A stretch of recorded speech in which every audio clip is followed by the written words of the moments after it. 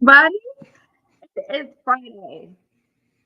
Finish strong Friday. And I hope everybody no, I pray we're gonna ask for God's help, okay? And finishing strong today, this week. Those that list of things that you really needed to finalize before the weekend. I pray God's capacity, his strength, his ability to help you do that. Because we got to finish strong. We got to finish strong, y'all. I'm Dr. Wanita Mercer. I'm the founder and CEO of Lead My Heart. And what a blessing it is to be with y'all today, this morning. If I'm coming across your timeline and you're like, wait, what is this? What's going on? You're watching the final episode of my leadership series, The Heart and Leadership. This whole series has been about one, introducing and teaching people more about Lead My Heart, the coaching philosophy regarding leading my heart. And Lead My Heart is a prayer. Again, it's my coaching philosophy, but it's also a solution to today's problems, y'all, in relationally, organizationally, with our leadership. It really is. And so if you want to hear more about that, please go watch the kickoff to this series that I did Sunday, October 19th. And you can find it on YouTube, LinkedIn, Facebook at Lead My Heart 2022. Okay. And every day this week, we've been talking about how to lead the heart. And what's in our heart? Our habits, our experiences, our admirations, our roles. And today we're talking about our talents. And y'all, if you miss any of the episodes, you got to go watch them, because we've been having some really important discussions about things that we don't often talk about with regards to how it affects our leadership, how it affects how we show up, and then how it affects people that we work with, our teams, and then in turn, how that affects what we're able to do and accomplish. And I don't think anybody wants to be walking around here wasting time. Well, there are some people that do, but I'm not one of those people. And my people are not those people. We want to get things done. We want to be effective in how we get it done. We want to be productive. We want to work in excellence. And so if that's you, then welcome to my little group. Okay. So, you know what I want you to do before we get started? I want you to heart this live stream. Heart it. Please just give me a like. Can you give me a heart? Can you give me a heart? Okay. Give me a heart. Comment. Let me know that you're here. Say good morning. All the things. Tag somebody that you work with, that you lead, in your family, a friend, someone that you want to get on their nerves this morning. Okay, I give you permission. But tag somebody that you know this would be a blessing to. Okay. So that they can learn, so that they can grow and develop as well. Because I truly believe within my empowerment model of how I empower leaders, we do that with discipline, we do that through development, and we do that through discipleship. Why? Because I'm concerned about the whole person, your soul, and what we're working towards. Because there's an end, right? There's an end in mind. And I know that for me, I don't want to speak for anybody else, but when I stand before God and I have to give an account for my purpose and what he called me to do, why he created me, what I was supposed to bring to the earth, I want to be right. I want to have some answers. I want to have some proof, okay, that I fulfilled what it is that God desired of me, why he created me. And so that's me, but that's also my prayer for all of you, because this is a big deal. We see every day how poor leadership, and I don't even really want to call it leadership, because it's just leadership in itself, what it embodies, what it means to serve, to love, to gather, all that, to build up. Y'all, I mean, is there really poor leadership? No, it's just poor.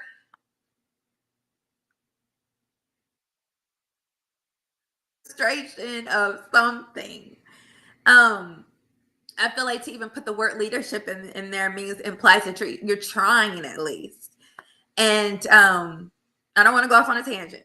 All I'm simply saying is that I see every day how people being in certain positions with the expectation that they're going to lead. And if they don't do it effectively, if they don't do it with love and compassion, if they don't do it for the right reasons, how it affects billions of people and their livelihood.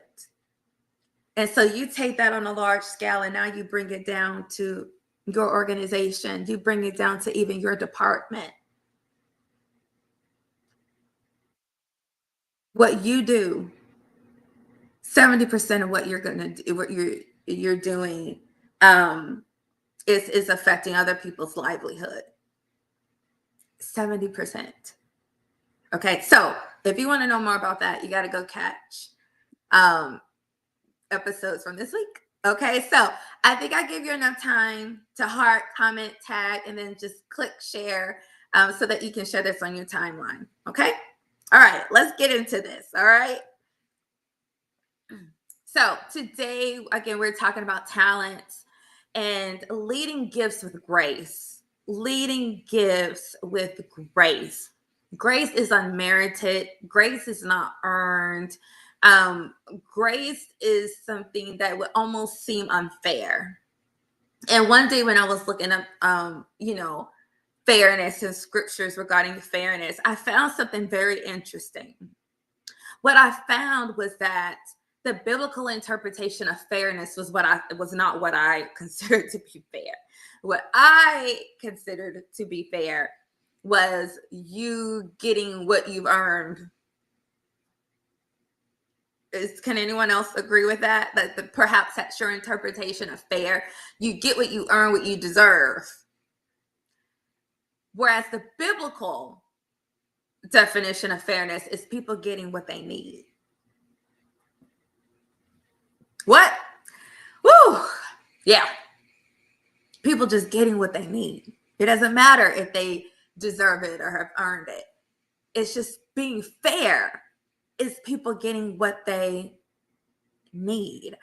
And so probably in today's world, we would equate that with equity, right? But we're having arguments about that. Anywho, let's move on. Let's move on. But today, I really want to emphasize that leadership is stewardship, not ownership. We don't own people. Okay, that's called slavery. All right. We don't own people. We steward people as leaders. We don't own their gifts and their talents. We steward it. We steward it. And I know a lot of the contracts that we sign in the fine print suggest ownership and not stewardship. Yeah. Are we guilty of that? Okay. So our grounding scripture, for those of us who care, is Romans 12:6. And that is, we have different gifts according to the grace given to each of us. Oh, we thank God for grace. We thank God for the capacity to do what he's called us to do, even when it doesn't seem like it's within us to do it. He has graced us with that. So let's get going with this episode. Now, let's first start with, when we say talents, like, what am I talking about? Like, there's so many different ways to interpret talents. And I want to be all encompassing with regards to this, because we have to understand that we're not just talking about a natural talent. We're not just talking about a skill, but we're also talking about spiritual gifts and relational strengths. Okay. So for example, natural strengths would be innate abilities. It just comes so naturally. It could be creativity. It could be empathy. It could be strategic thinking. Okay. Definitely one of my natural strengths is strategic thinking. It's being critical. Don't laugh. It's true though. It's true. I'm naturally critical. I'm naturally looking at all the angles and can quickly come up with plausible solutions. That's just what I do naturally. As my friends, as my family, they'll tell you, okay? But it's just a natural gift. How do I know that? Because you can look at me when I was 4 years old and see that kind of natural inclination also for leadership. Develop skills, meaning those learned competencies, writing, coaching, management. It wasn't natural, but when you learned it, it became something that you're really good at. People could recognize it, could notate it, right? Then we also have spiritual gifts. Yes, we do. God's people who have made him Lord and have received the power of the Holy Spirit. Thank you, Jesus. Thank you for the comforter. Thank you for the one who empowers us. We have spiritual gifts. Now, I know this is something that you often hear in leadership development and all this stuff, but this is important because in Jeremiah, God says that he has appointed and will send leaders after his own heart to instruct us and to instruct and to feed his people. Well, where are God's people? Where are they? Are they just at church on Sunday if they go to church?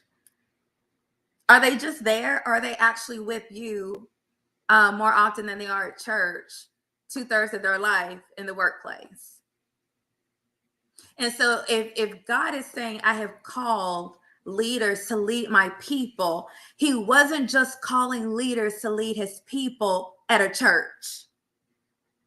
He wasn't just calling prophets and pastors and preachers and teachers and evangelists and all that to just lead his people at the church. He's saying, I have also called people to lead them where they are. Think about David. David wasn't a priest. King David. No, he wasn't. Solomon wasn't a priest, he was king. Daniel, he worked in the government. He was not a priest or a pastor. He was called to lead God's people in community. Who else? Joseph. He was not a priest or a pastor. But again, he was called to a high level in government. Why? To steward and to lead God's people. You can, it's all throughout the Bible. And so it's really difficult for me to understand why we think that we as God's people, as believers, to walk to what did we talked about yesterday? The scripture where in 1 Corinthians it says that we should be believers in whatever situation we were in when God called us, meaning whatever field you work in, continue to be a believer and to minister right where you are. You're not necessarily called to preach from a pulpit, but to minister in the hospital, to minister in the school, to minister at the grocery store. And so why is it that I'm circling back to spiritual gifts? If we understand, and the Bible is so clear that this just isn't happening within the constraints of a temple, of a church, why is it so uncomfortable for us to talk about the fact that God has given you spiritual gifts to utilize at work too? You thought those spiritual gifts were just for the temple and just for your house? Because that's how we think. If you have a gift, God-given gifts for service, such as wisdom, the word of wisdom, why wouldn't he want you to use that work when there's so much confusion and disruption as to what needs to happen? If he has given you the gift of the word of knowledge, I certainly operate in that gift. There are things I see and understand about leadership that I was never taught. So no one sat in front of me and taught that to me.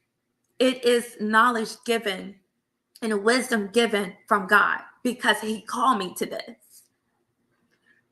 If you have the gift of discerning of spirits, why wouldn't you use that to discern the type of partners and people you need to work with and the people you need to hire? And Why wouldn't we do that? So you're saying that God gave you spiritual gifts, but he only wants you to use them the 1/3 that you're not at work.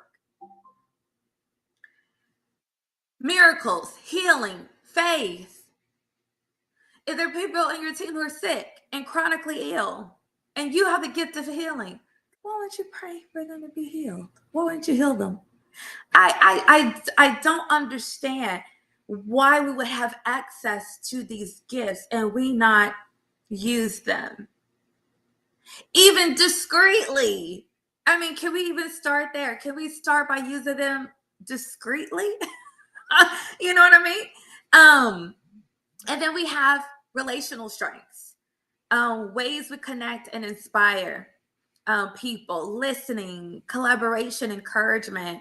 I wrote down, yes, the good old envelope, back of the envelope again. I wrote down just a couple of talents and gifts and things that I have. And with regards to relational strengths, I even asked my mom, I said, hey, Mom, what do you think is like some of my top skills or talents or whatnot? And one of the things she said was being a profound listener. Wow. That's a relational strength. Being in a relationship and working on relationship does not come easily to a lot of people. Listening does not come easy to a lot of people. And we can get sidetracked and think that this should just be normal stuff and not really give credit to the skills that people operate in, being a good communicator, listening, trying to see multiple sides of something to try to empathize and understand. That doesn't come naturally to a lot of people. So we gotta pay more attention to the gifts and talents and skills that people have so that we can appropriately affirm them and encourage them to operate in them. There are other things. I didn't count them yet.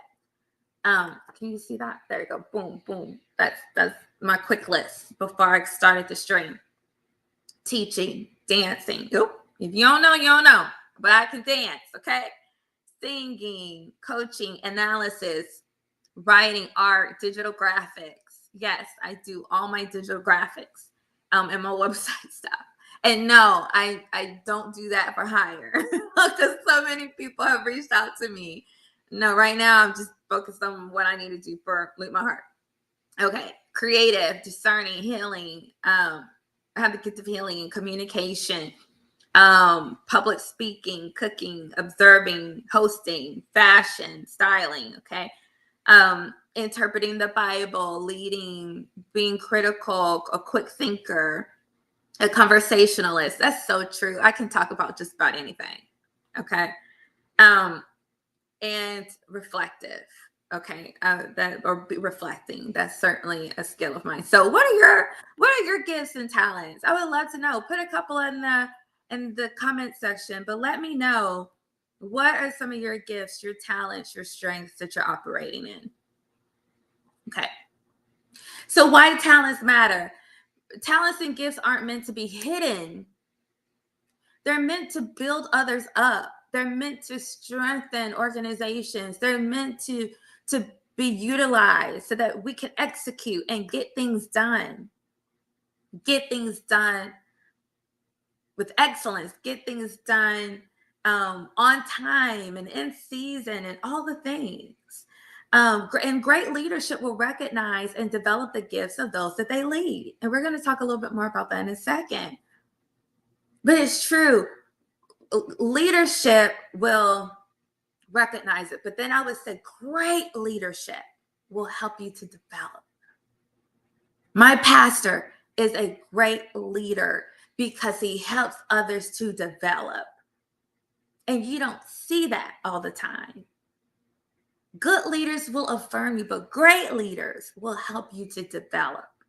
And so kudos and a shout out to my pastor, Will Bonds, because he's certainly that man. Thank you. We're better for it in our ministry.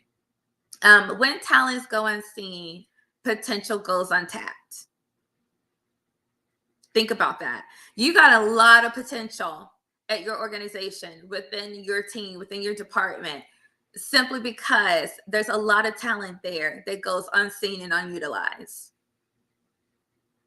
And here's a stat for you. Employees who use their strengths daily are 6 times more likely to be engaged. And that's important. We talked about that. Even to change leadership, that's very important. And 3 times more likely to report excellent quality of life. Wow. Meaning they're going to call out less. They're going to be sick less. And how would that impact your productivity and what you're able to do in an organization? It will. So again, that's why talents matter. And then the next step is not only knowing them, but stewarding them.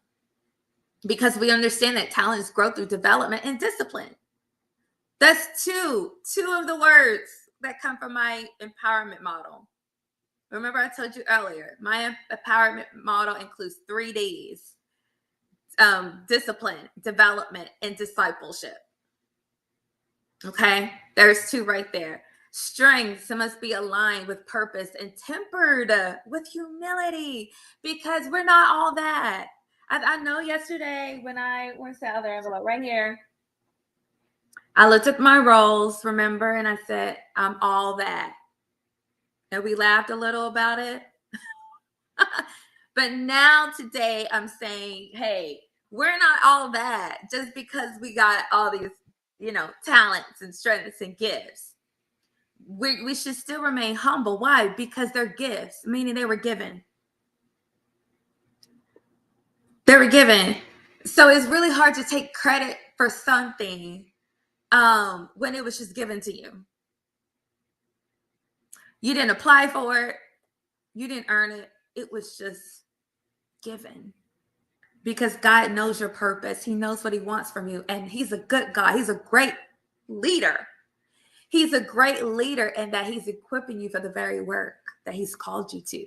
And he continues to develop those gifts and those talents for the work. Because what? He's a great leader. He's not the kind of leader that just says, hey, you should go work on this and let's see how it turns out and if you're qualified. He's like, no, I've given you a toolkit to start with. And our job is to steward it. To steward it, not just in others, but in ourselves first and foremost. And how do we do this? Leaders, you got to create cultures that develop and deploy, develop and utilize. How many workshops do you plan a year for people to develop the skill but don't use them? How many? How many people are you paying for them to go learn something that they don't even have the opportunity to come back and utilize at the organization? Just to check mark and say, hey, we're doing development. That's good. That's a good start. But can we now move to deployment? It's like development. It's like, how I said in another episode, we've mastered, well, some of us, not all of us, critical thinking. But now we're doing so much thinking about stuff that we haven't moved yet and gotten adamant about critical action. So I see that as a relation. Like it's important to develop and understand and know what needs to be done. But then what about the critical action, the deployment of it? We got to be intentional. Here's a stat for you. Companies that build on strength see 19% higher sales and 29% higher profit. What? So here we go, talking not just soft skills and lovelies. We're talking strategy. For those leaders out there, men, I got you. Because I know we think differently. I know you don't want to just hear me talk about love and educating and affirming and delivering and seeing people whole. I know you don't want to just hear that. You want to hear the bottom line. Well, here's the bottom line. This is not just a cool if you do. This is a strategy to help get higher sales and higher profits. Build your people up. Give them the opportunity to use their skills. And it's going to come back to you. Okay. So identifying hidden talents, because we got to understand that leadership is part discovery and part development. Okay. So we want to add another D in like a chain. It's like discovery, development, deployment. Discover, develop, deploy. Okay? Put that in the comments. Discover, develop, deploy. Okay? So how do you do this? What have I said every episode? We got to ask the simple question. This isn't rocket science. It doesn't take a whole lot to just ask, what energizes you? Like, what are your skills? What are your talents?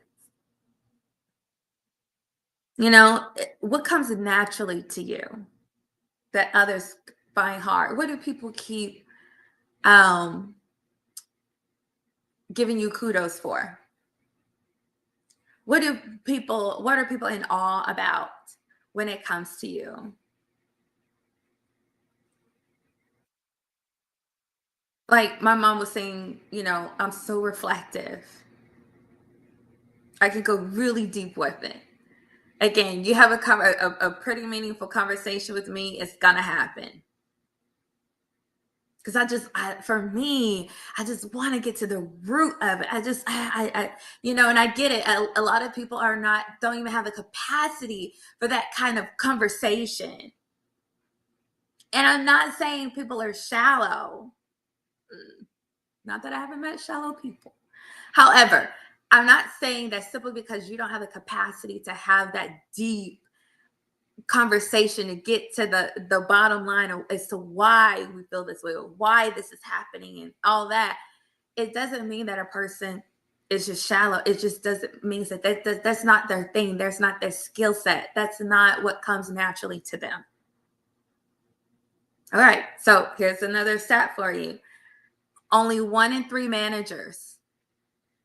I already have an issue with that. Let's come back to that. I don't want to interrupt the stat. Only 1 in 3 managers have regular strengths-based conversations with their team. So this is an issue that I have in a lot of studies and how we use the word leaders and managers. Managers manage systems. Managers manage resources like money, tangibles, equipment. Okay. Managers manage time. Managers manage, again, all these other things. Managers, you don't manage people. But that's what's happening though. And that's the problem. Leaders lead people, managers manage resources. Okay? Or should I put it this way? Leaders steward people. Managers steward resources. Now, I can hear you say, well, we have human resource departments. So technically, isn't a human a resource? Okay, congratulations. Yes. Okay. But you know what I'm saying here. Leaders steward people, souls, hearts, the spirit. That's what God has called. That's why God established leaders. Okay. Manager steward like other resources. Here we go. Other resources. And there's some people who are really great at managing resources. Project managers, the system, they can manage the process, they can manage the timeline, they can manage the budget, all those things. But when it comes to people, they don't necessarily have the gift or the grace for leadership. Now, you have leaders that are great at leading people, but they're not great at managing systems or other resources. Oh, but when you partner the two, when you can identify that and say, but here's a great leader with a great manager. Okay. For example, it's like a great leader having a great executive assistant. The leader's not doing a lot of managing. They're leading, they're busy leading, but they have someone partner with them that says, now you can come in and work the part of me that I'm weak at. Woo, I felt that. Us working together. to do something amazing. Again, we got to know these things. And then, of course, where do you see, feel seen, and value would be the third question. Okay. Discovering those hidden talents.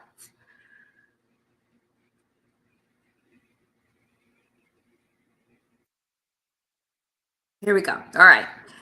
So, how to lead talents. Okay. So, again, this is the whole premise of the episodes this week is talking about how to lead the heart, how to lead habits, experiences, admirations, roles.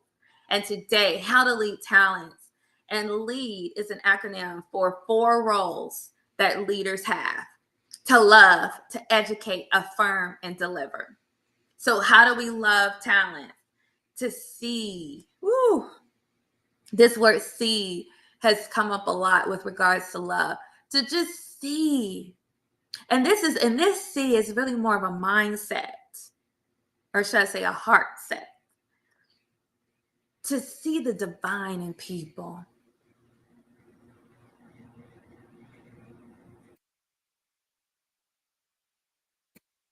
Woo, what if I could just, let's just pause there. What if we really took the time to see the divine in people, to see God in people, to see the creator in that person and say that he wasn't just intentional about me, but he was intentional about you. He doesn't just love me, he loves you. So who am I? Who am I to think you're less than? Who am I to think that you're not worthy? Who am I to think that your capacity is so little? Simply because we don't have the same strengths, gifts, and talents and skills. See the divine design in every person's gifts and value people over positions. Value people over positions. And another part to that is see people beyond a position. See what that position could even be or become because of if they utilize their gifts and talents in the way that they could. How could this even position become something more and greater because of who's in it? Educate. Help others develop skills that deepen their purpose and impact. Okay, educate them. Bringing people in to help them or connecting them with a coach, connecting them with someone even outside of the organization and say, hey, we can't necessarily bring someone in because it would not be maybe cost effective to bring someone in to help 1 or 2 people with this particular skill that we see you have. But we could connect you with someone outside the organization, maybe do some type of cost share or cover completely, right? Depending on what resources your organization has to help you with that. Affirm. Recognize strengths publicly and consistently.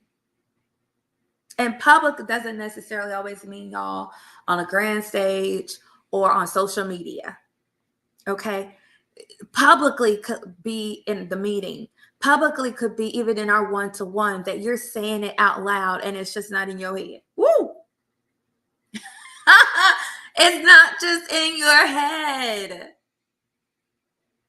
You're saying it out loud to me publicly. You don't even know what that would do for people. For me to just hear you say it, and no one else has to hear it, but if I could just hear you say it and do it consistently. Remember, we talked about yesterday quarterly, having quarterly check-ins with people and not just waiting to the yearly evaluation, which is so ineffective and efficient. It's not productive. There's so many things with that. And then even when you do it once a year, you don't do it right in most cases. Okay. So take those notes. And then D, deliver. How do we deliver on talents? Create environments. Create that culture where talents can be used freely and fruitfully. Okay. Let's not create imaginary boundaries or gatekeep talents. Ooh, we do a lot of gatekeeping, don't we?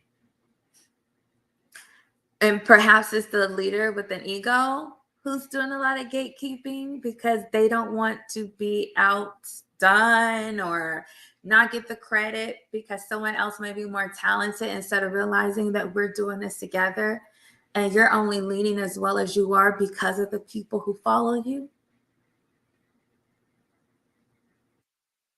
So let's also create opportunities for talents to be demonstrated.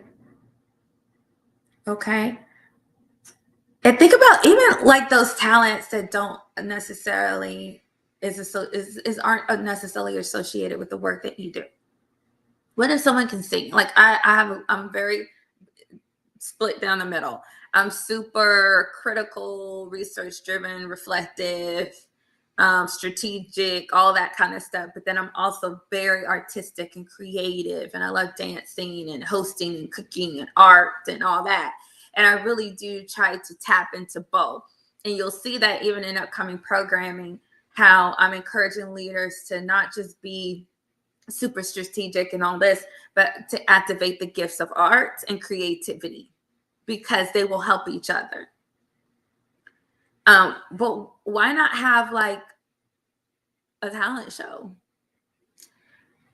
When you have that information event or that open house or whatever it is that you're bringing the community to, why can't someone on your team who actually has a band outside of work play?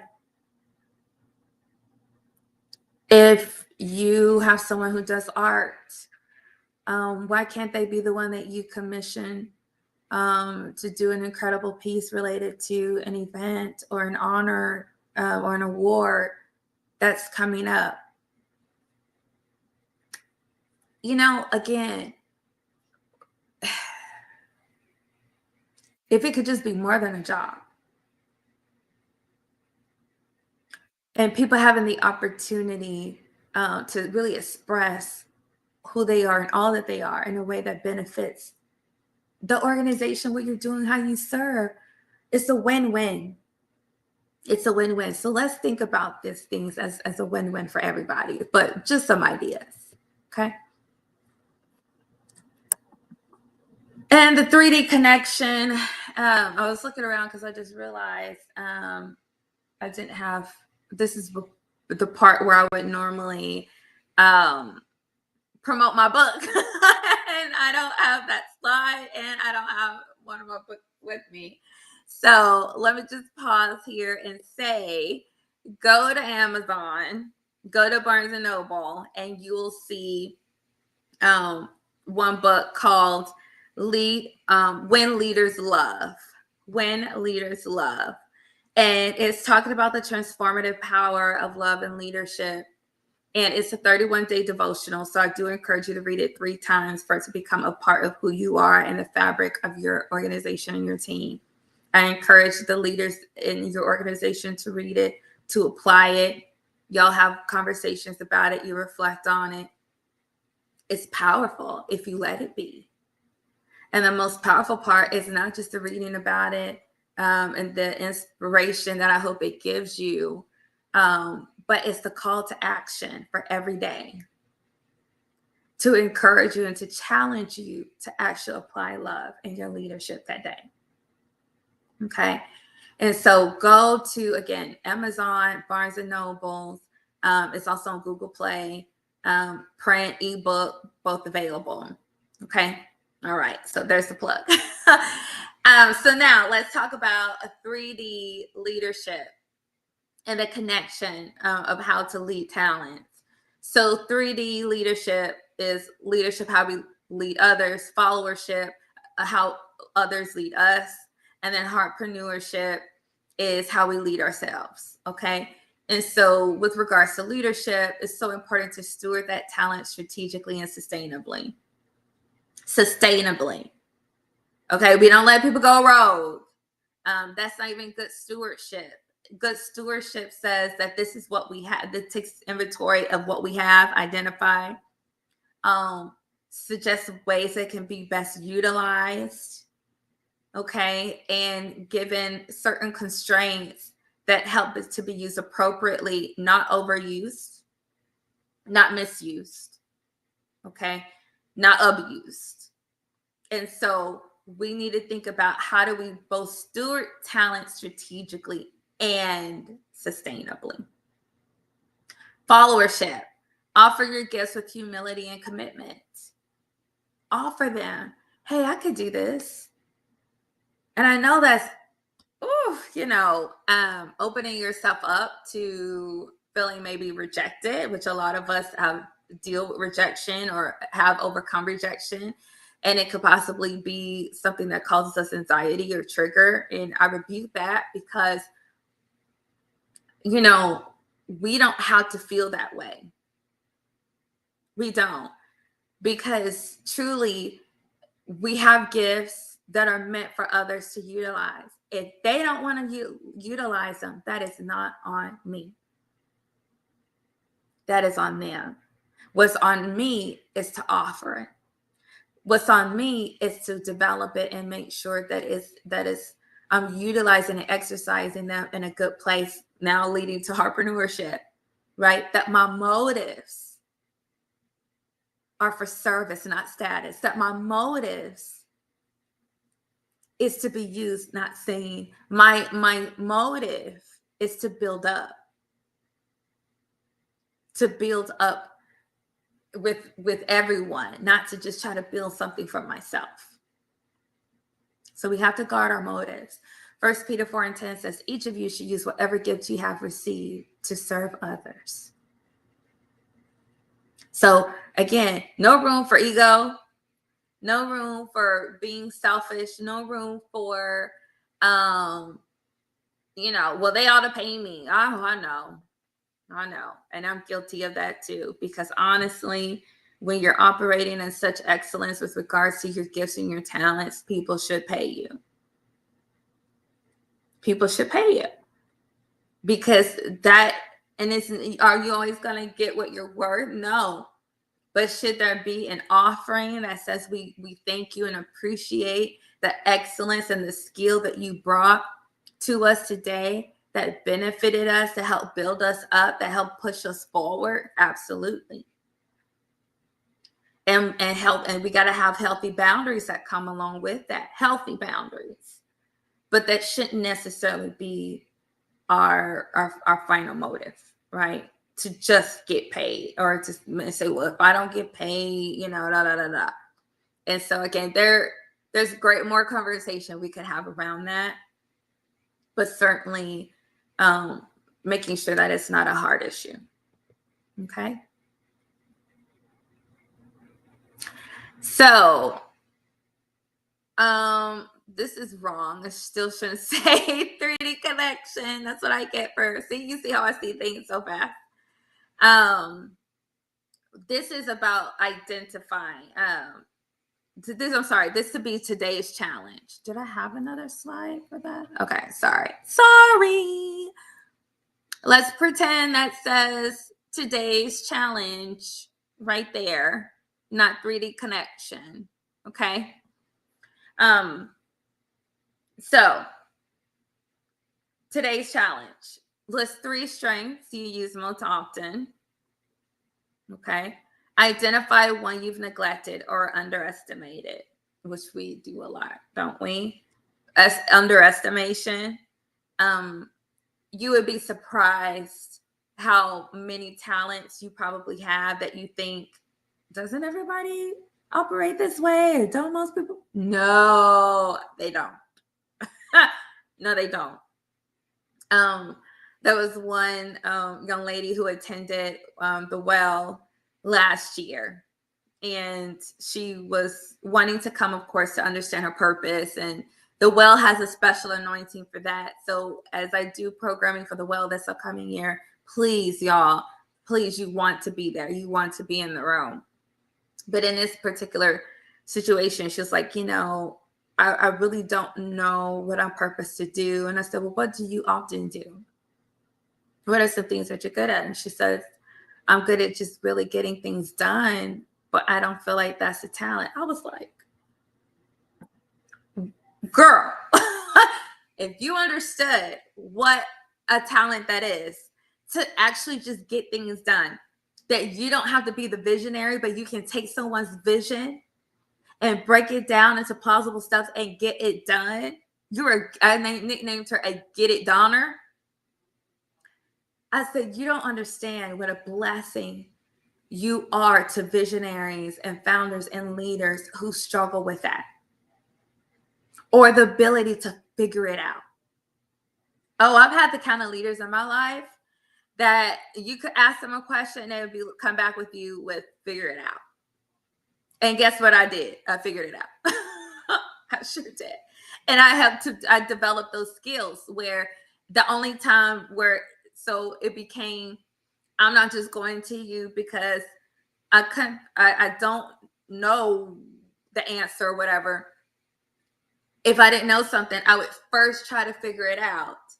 And then I would go to my leader and be able to say, this is what I've already tried to figure out, and I still can't figure it out.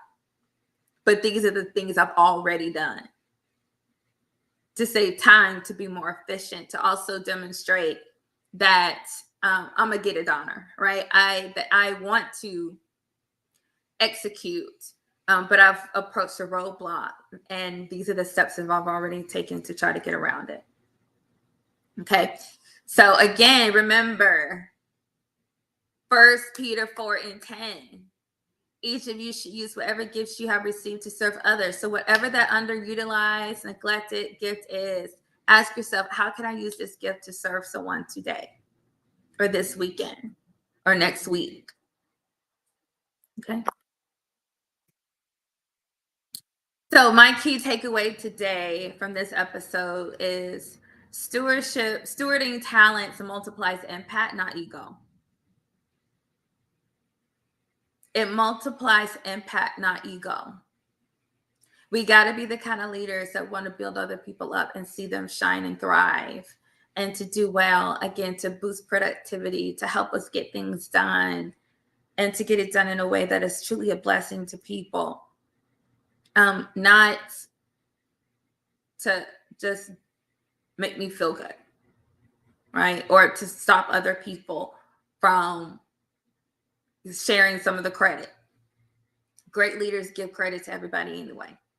Okay. And this is a stat that I want you to take with you on out the door, right?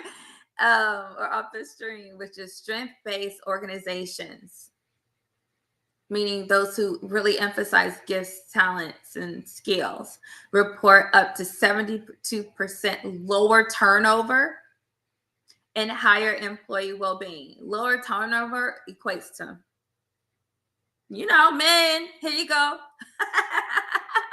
Here you go, right? This is important. The facts, the bottom line, turnover, we know turnover costs.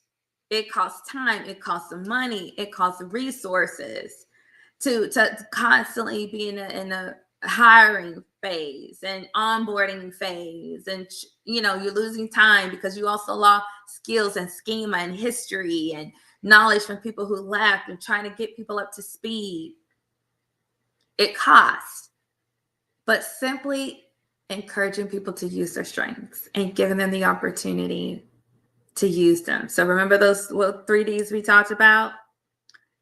Discovery, development, deployment. Discover, develop, deploy.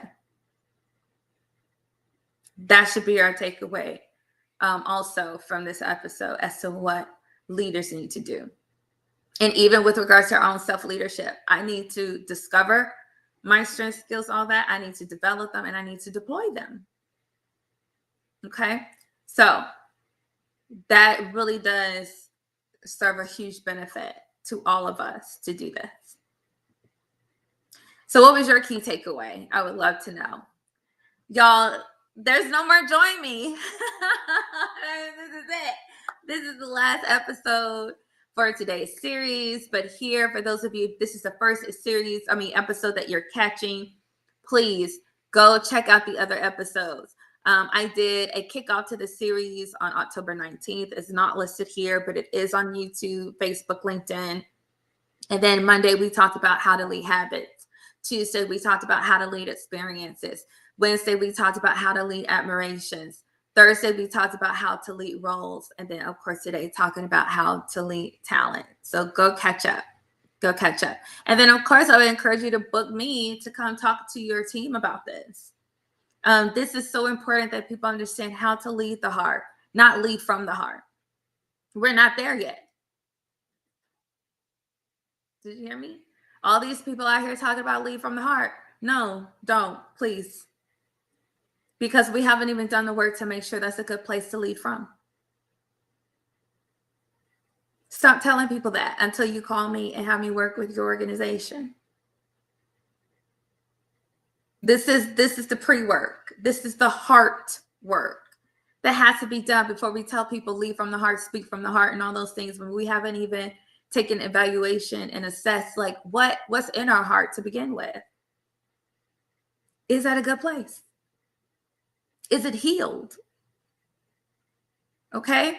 So you can call me for one-on-one executive coaching, corporate team coaching, group executive coaching, consulting, keynotes, invocations, and upcoming vision and vibe events. My group executive coaching is the well. So stay tuned for more information about that very when? Soon. So, and this is how you can contact me. You can contact me via email. You can text or leave a voicemail at this number. Please do not expect me to answer the phone. I get a lot of spam on there. And also, I want to have a heads up to what I need to prepare for or discuss. If you need to get me quickly, text. Okay. More slowly, you want to give a little bit more detailed voicemail is fine. Okay. And then you can also, of course, go to the website and book a partnership call. So y'all, thank you so much for just watching, for experiencing. Sorry, I took my face off. Sorry. Thank you so much for just supporting Lead My Heart. Thank you for supporting me. How can you do more? Continue to share the streams. Continue to share the streams so that people can hear the message and know what exactly is being discussed. I understand that a lot of people are hesitant around new things. But in all honesty, it's not necessarily new. Spiritual leadership has been a major proponent of leadership and transformational leadership and servant leadership and workplace spirituality and social learning. And these are the things that have been discussed. I'm just putting it together in a way and also in alignment with biblical principles that we know work, and not only work, but have impacted great, exceptional, outstanding leaders from the beginning of time.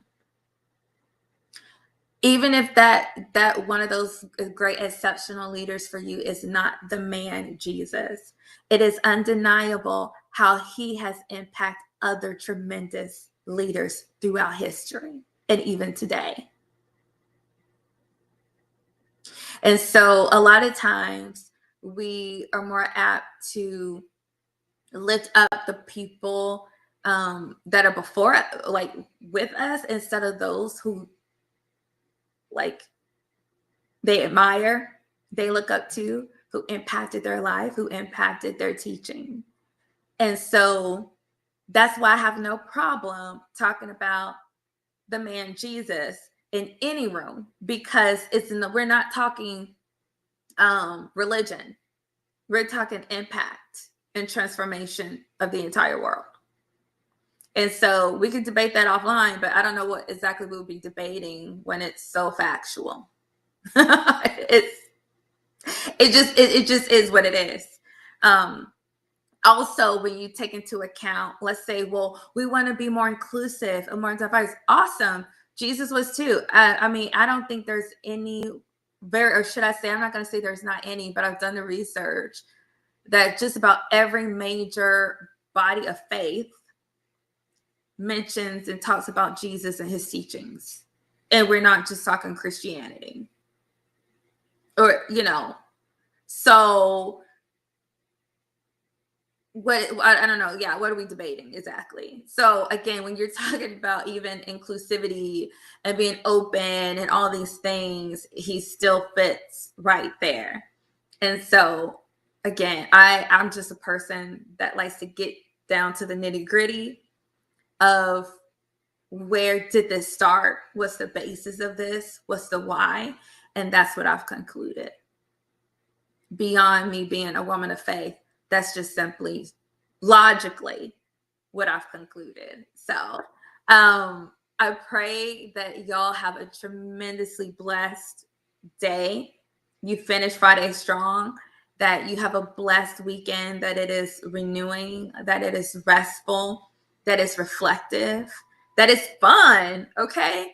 And that, you'll pray about this, that you'll reflect on the things that have been said, that have been taught. And if you feel called to and led to partner with me, let's do it. It's important that it's an aligned partnership. And so if that's how you feel, and you want me to come and work with your team, your organization, let's do it. Let's do it. It's really that simple. Okay. And I would love to work with you. I would love to help prepare and propel and push your organization and your team forward into everything that you are called to do.